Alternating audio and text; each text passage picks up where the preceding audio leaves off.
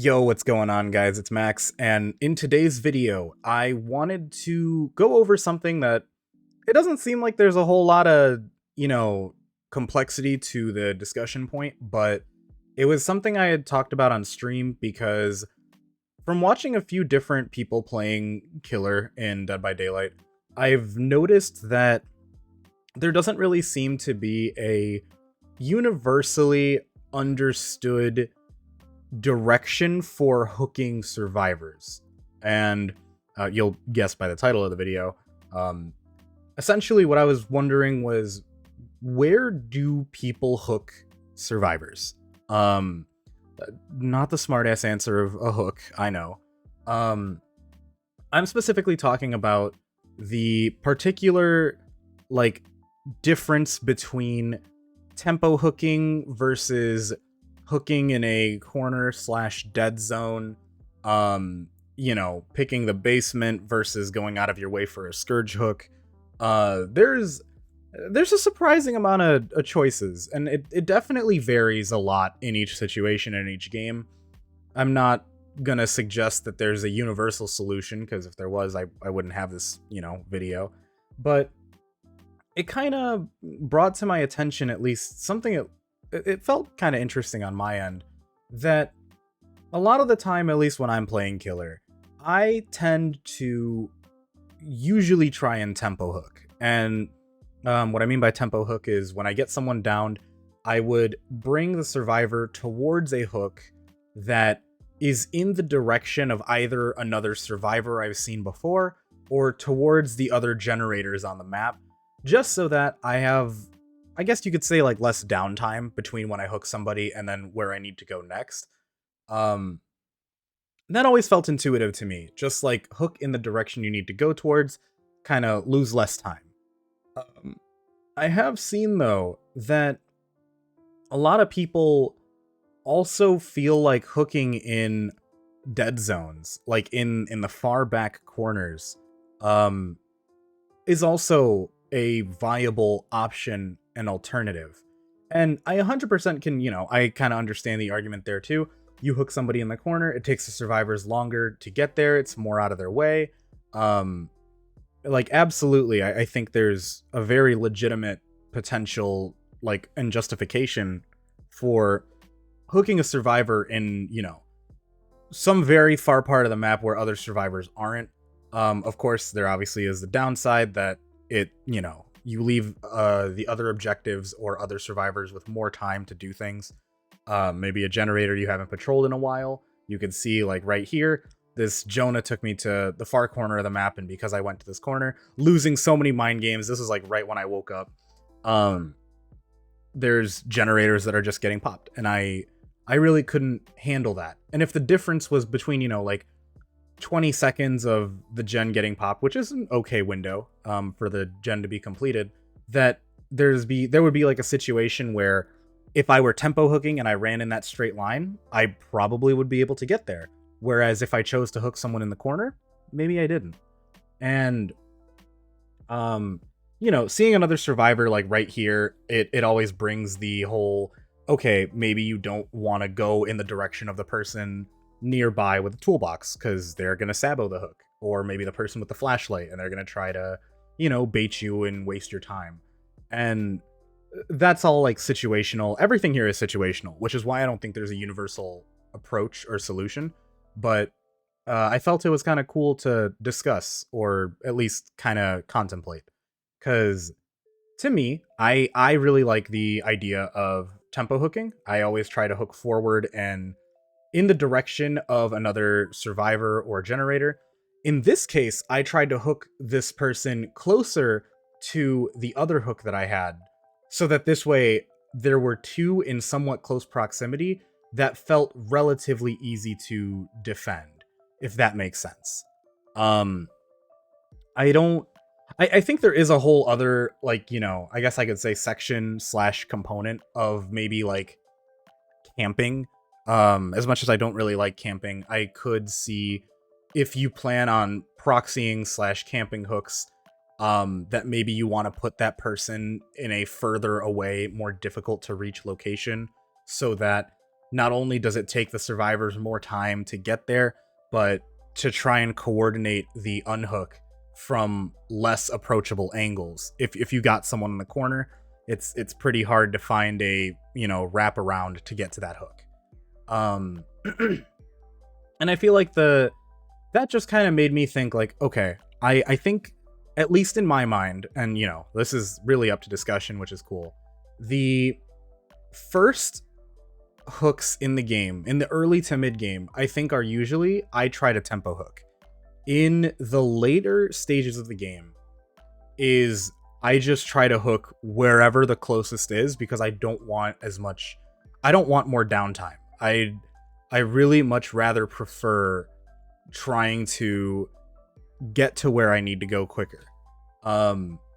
This could in part be to the fact that you just don't want the last gens to pop, but then it makes me think, if we're really trying to use hook tempo as a way to create pressure, which I think is a very reasonable conclusion that happens from hooks, that you would want to try and, I've heard the same kind of arguments from both sides, right? Where maybe you want to try and stack the pressure early, and if you do it early in the game, it makes it harder to get to the later stages, and if you can possibly get someone out of the game quicker earlier, the game heavily favors the killer at that point. On the flip side, right, it's like I've heard people say, well, in the early stages of the game, you just get the few hooks that you can, but when it comes down to the last 3 or 4 generators, then you can, hooking someone in the corner really, really takes some pressure and time away from the potential generator completion. And like, I've heard every situation, I've heard both sides, where in the early game, it's like, chuck them in the corner and, you can camp/proxy to defend it, or tempo hook and just get to the other portions of the map. In the end game, put them in the corner. It makes it really hard to go and retrieve and save your teammate, or tempo hook, because that's especially when you want to try and have as much uptime and pressure. And it's like, when I hear that, it makes me think there's no real universal solution to like where to hook somebody. Now, granted, I haven't talked about scourge hooks. I personally don't use scourge hook perks. I don't have pain res, which I think is like the only notable one. I've seen monster shrine here and there though, and that's pretty cool. But I don't use scourge hooks, and I think that they're definitely, I would argue, and this is where I leave to the comments, like, you guys, if you do run scourge hooks, to kind of give your 2 cents on the whole issue, because it's just, I don't use them. Although I would have to imagine, regardless of the direction that the scourge hook is, you would presumably try to hook someone on a scourge hook. If it's pain res and you know it's a survivor that you've already used the stack on or the token, maybe not, but all the other ones I'd assume probably. I know at least when I was playing Huntress, like Floods of Rage, I would do my best to try and get to a scourge hook, just because the information, at least for me on Huntress, I really liked it. It seemed to work really well if I could get to that point. And then, yeah, that really was kind of the gist of the whole conversation. And scourge hooks in particular, I know I don't use them a lot, so it was kind of more of a, this is a little bit out of my realm of knowledge, and I'm not even going to say expertise, just knowledge.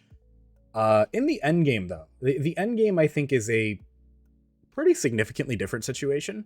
To the extent that I feel like in endgame scenarios, like once all the generators are popped, right? And let's just say you're in chase with somebody, you can get that down. I think there really is no tempo to be had, at least in my games, and I presume in a lot of other games. A lot of people, survivors, play very altruistically at the end of the game, where if you don't force, at least in my experience, if you don't force somebody out, if somebody is on hook, they're staying in the game. In my opinion, cool potential to do some, like, Blood Warden shenanigans. But mostly it's the fact that usually trying to coordinate an escape with a survivor that's on hook is more difficult the further away they are from the exit gate. It gives you more time to catch up because you're obviously faster than the survivors.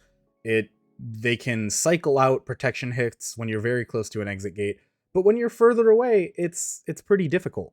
And I know, at least for me, whenever there's like a whole exit game or exit gate game plan for the survivors to try and, coordinate protection hits, try to bait out the hit, at that point, the further away you are from the exit gate, I think is better.